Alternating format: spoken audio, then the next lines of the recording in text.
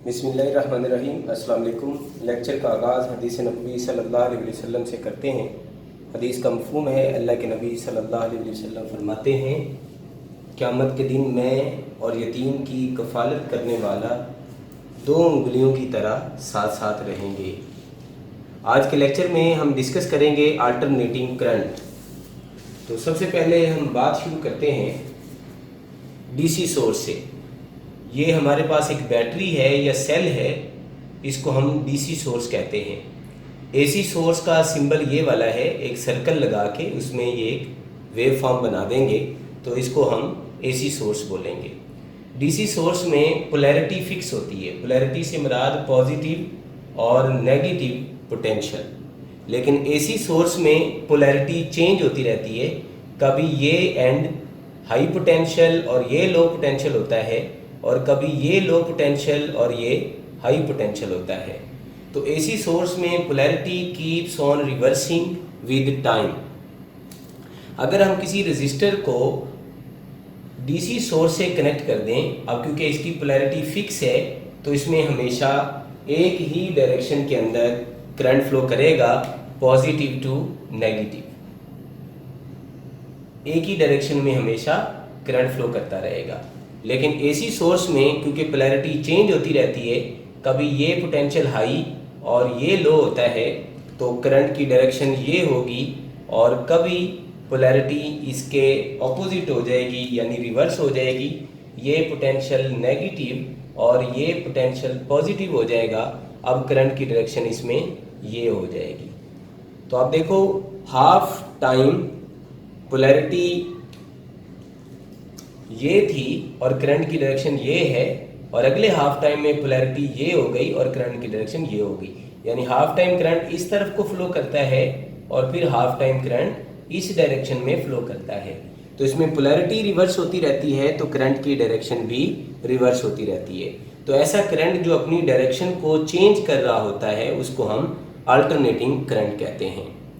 अब alternating current हमारे घरों में भी आ रहा है। तो अल्टरनेटिंग करंट के क्या एडवांटेजेस हैं? अल्टरनेटिंग करंट एक तो इजीली ट्रांसमिट किया जा सकता है, लॉन्ग डिस्टेंसेस और लो कॉस्ट पे भेजा जा सकता है। It can be transmitted through long distances easily and at very low cost. इसका एक और फायदा है जो डीसी का नहीं है, it can be controlled by resistor, capacitor और इंडक्टर। अल्टरनेटिंग करंट को हम कंट्रोल कर सकते हैं, अपनी मर्जी के मुताबिक कम ज़्यादा कर सकते हैं, रेजिस्टर की मदद से, कैपेसिटर की मदद से और इंडक्टर की मदद से।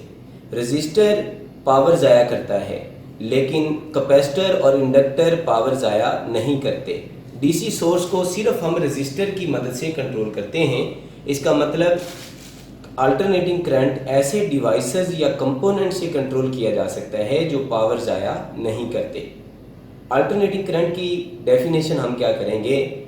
Current produced by a voltage source whose polarity keeps on reversing with time. Current जो ऐसे वोल्टेज सोर्स से पैदा किया जिसकी पोलैरिटी टाइम के साथ रिवर्स होती रहती है, इसको हम अल्टरनेटिंग करंट कहते हैं। अल्टरनेटिंग करंट आपने अल्टरनेटिंग करंट जनरेटर में पढ़ा होगा और उसका फार्मूला आपने ड्राइव किया था, V = V0 sine of theta. इसमें ये जो थीटा है ये एंगल है between velocity of the conductor and magnetic field.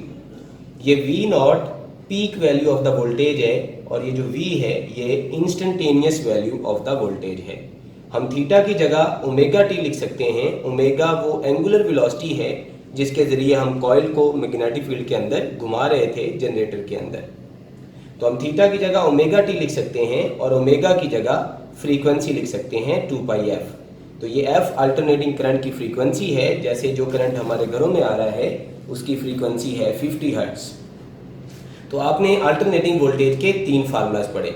इसमें हम एक और फार्मूला भी बना सकते हैं टाइम पीरियड की फॉर्म में, V = V0 sine of 2πt/T यानी टाइम पीरियड।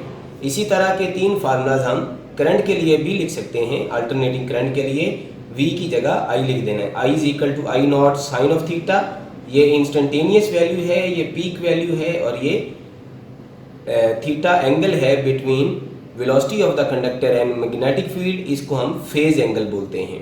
थीटा की जगह ओमेगा टी लिख सकते हैं और ओमेगा की जगह 2πf लिख सकते हैं। तो ये आपने 3 रिलेशन वोल्टेज और अल्टरनेटिंग वोल्टेज और 3 रिलेशन ही अल्टरनेटिंग करंट के लिए पढ़े।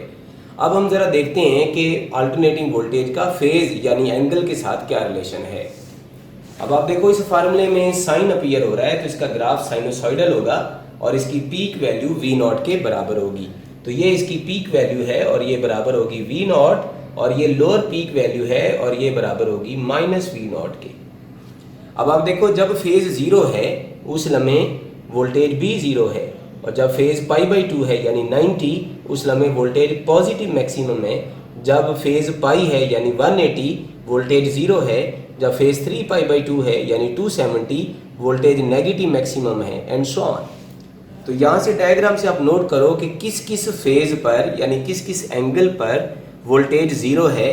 तो आप यहाँ पर नोट करो 0 पे, पाई पे, 2π, 3π एंड सो ऑन, यानी जब फेज एंगल होगा nπ उन सब पर वोल्टेज 0 होगा।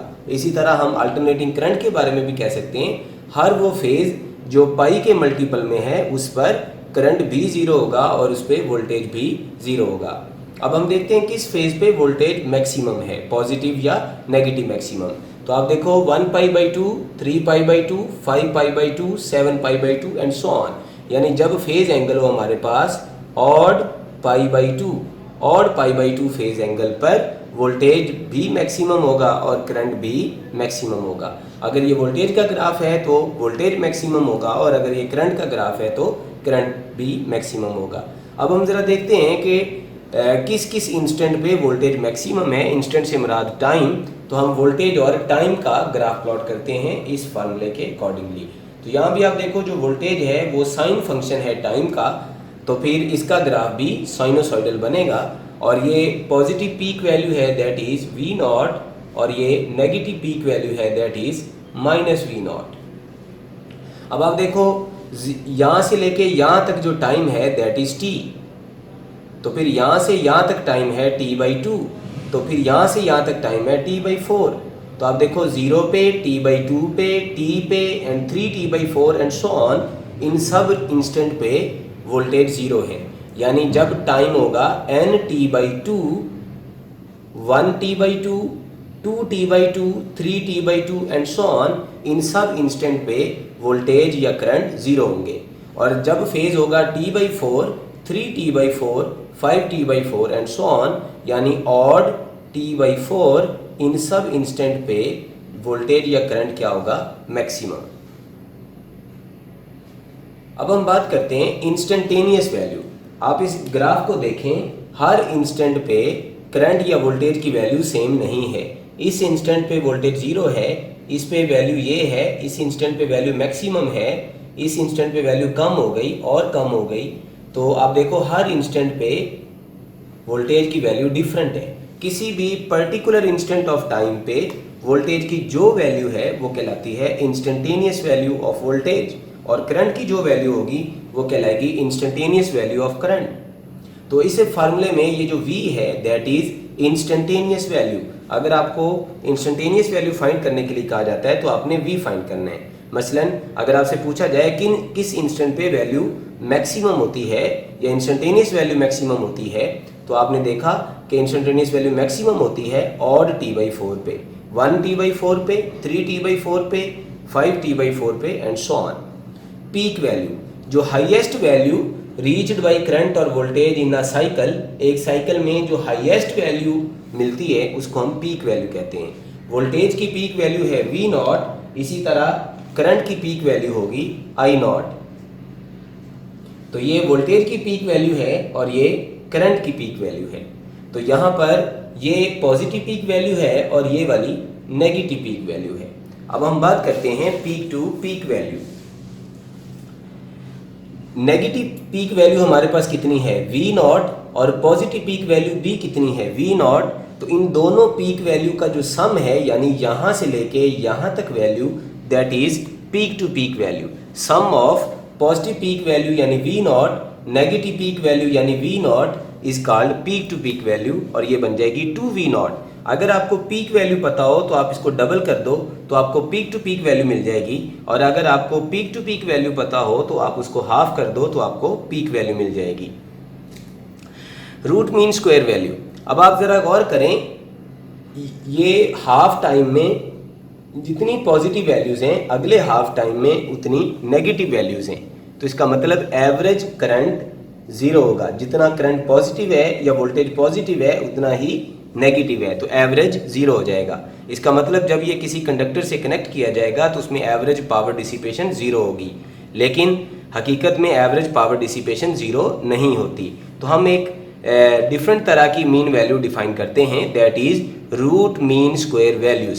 पहले हम सब वैल्यूज का स्क्वायर लेंगे, स्क्वायर लेने से जो पॉजिटिव हैं वो पॉजिटिव ही रहेंगी और जो नेगेटिव वैल्यूज हैं वो भी पॉजिटिव हो जाएंगी। फिर हम उन सब का मीन ले लेंगे और फिर हम स्क्वायर का इफेक्ट खत्म करने के लिए उसका अंडर रूट ले लेंगे। इस तरह हम फाइंड करेंगे रूट मीन स्क्वायर वैल्यू। ये इफेक्टिव वैल्यू होती है, ये बताती है करंट या वोल्टेज का इफेक्ट कितना होगा। अगर हमारे पास पीक वैल्यू 100 वोल्ट है तो उसको हम टच करेंगे, फर्ज करो उस वायर को, तो हमें 100 वोल्ट का झटका नहीं लगेगा, यानी इफेक्ट 100 वोल्ट के बराबर नहीं होगा। किसी भी वोल्टेज या करंट का इफेक्ट कितना होगा वो हमें बताएगा रूट मीन स्क्वायर वैल्यू। तो effective value obtained by taking square root of mean square value. तो पहले आपने मीन स्क्वायर वैल्यू फाइंड करनी है, फिर उसका स्क्वायर रूट ले लेना है। इस तरह से जो वैल्यू मिलेगी वो होगी इफेक्टिव वैल्यू, और इसको हम बोलेंगे root mean square value. First करो ये हमारे पास अल्टरनेटिंग वोल्टेज का फार्मूला है जिसको हमने ब्लैक कलर से रिप्रेजेंट किया है, और इसकी पीक वैल्यू है वी नॉट। अब हम सब वैल्यूज का सबसे पहले स्क्वायर लेंगे, तो इन सब का स्क्वायर पॉजिटिव है तो इनका स्क्वायर भी पॉजिटिव आ जाएगा, और ये नेगेटिव है इनका स्क्वायर भी पॉजिटिव आ जाएगा। फिर पॉजिटिव का स्क्वायर पॉजिटिव आ जाएगा, फिर नेगेटिव का स्क्वायर पॉजिटिव आ जाएगा, और फिर पॉजिटिव का स्क्वायर पॉजिटिव आ जाएगा, एंड सो ऑन। तो ये हमारे पास बन गई स्क्वायर वैल्यू। अब हम इसका मीन लेते हैं। इसकी लोएस्ट वैल्यू कितनी है 0, और इसकी हाईएस्ट वैल्यू कितनी है वी नॉट स्क्वायर। तो इसकी मीन वैल्यू हम कैसे निकालेंगे, दोनों वैल्यूज को ऐड करके 0 plus V naught square over 2, तो ये इसकी मीन स्क्वायर वैल्यू बन जाएगी। तो हमारे पास मीन स्क्वायर वैल्यू क्या बनी, वी नॉट स्क्वायर ओवर 2। तो अब हम निकालते हैं रूट मीन स्क्वायर वैल्यू, दोनों तरफ स्क्वायर रूट ले लेंगे, तो रूट मीन स्क्वायर वैल्यू बराबर वी नॉट का स्क्वायर वी नॉट आ जाएगा, और 2 का अंडर रूट करेंगे तो अंडर रूट 2 आ जाएगा। तो इस तरह हमें रूट मीन स्क्वायर वैल्यू का फार्मूला मिला V naught over under root 2, या हम इसको लिख सकते हैं V R M S 1 over under root 2 बराबर होता है 0.7 वी नॉट। इसका मतलब जो रूट मीन स्क्वायर वैल्यू होती है या इफेक्टिव वैल्यू होती है वो पीक वैल्यू का 70% होती है। इसी तरह अगर हमने पीक वैल्यू फाइंड करनी हो और root mean square value given हो तो फिर ये वाला अंडर रूट 2 इधर आके मल्टीप्लाई हो जाएगा। तो V naught is equal to under root 2 V R M S. आपको वी आर एम एस पता है, आप उसको अंडर रूट 2 से मल्टीप्लाई करो तो आपको पीक वैल्यू मिल जाएगी, और अंडर रूट 2 बराबर होता है तकरीबन 1.4 के, यानी आप रूट मीन स्क्वायर वैल्यू को 1.4 से मल्टीप्लाई कर दो तो आपको पीक वैल्यू मिल जाएगी। अब अगर आपको अल्टरनेटिंग वोल्टेज या करंट बताया गया हो और ये ना बताया गया हो कि ये कौन सी वैल्यू है, पीक वैल्यू है या पीक टू पीक वैल्यू है या इंस्टेंटेनियस वैल्यू है या रूट मीन स्क्वायर वैल्यू है, तो याद रखो अंडरस्टूड होगा कि वो रूट मीन स्क्वायर वैल्यू होगी। वगरना वो बताएगा कि ये कौन सी वैल्यू है, पीक वैल्यू है या इंस्टेंटेनियस वैल्यू है या पीक टू पीक वैल्यू है। तो फर्ज करो आपको peak to peak value given है और आपने root mean square value find करनी है, तो पहले हम उसको 2 पे डिवाइड करके पीक टू पीक वैल्यू को 2 पे डिवाइड करके पीक वैल्यू फाइंड करेंगे, और फिर पीक वैल्यू को 0.7 से मल्टीप्लाई करके root mean square value find करेंगे। या फर्ज करो आपने रूट मीन स्क्वायर वैल्यू से peak to peak value find करनी है, तो पहले हम रूट मीन स्क्वायर वैल्यू से पीक वैल्यू फाइंड करेंगे, फिर उसको डबल करके हम peak to peak value find कर लेंगे। फर्स्ट करो हमें एक क्वेश्चन गिवन है v is equal to 100 sine of 2 pi F T, और आपको कहा जाता है कि आप बताओ इसमें पीक वैल्यू क्या है, इसमें पीक टू पीक वैल्यू क्या है, आरएमएस वैल्यू क्या है और फ्रीक्वेंसी क्या है। तो आप देखो इसको कंपैरिजन करो इस फार्मूले से, तो आप देखो वी नॉट की जगह कौन आ रहा है हमारे पास 100, तो हमारे पास वी नॉट की वैल्यू आ गई 100। तो अगर वी नॉट आपको मिल गया है तो वी नॉट की मदद से आप उसकी आरएमएस वैल्यू फाइंड कर सकते हैं और आप उसकी peak to peak value find कर सकते हैं। और आप यहाँ पे देखो 2 पाई एफ टी की जगह पर आ रहा है 2 पाई एफ फर्ज करो ये आ रहा है 100 पाई एफ टी,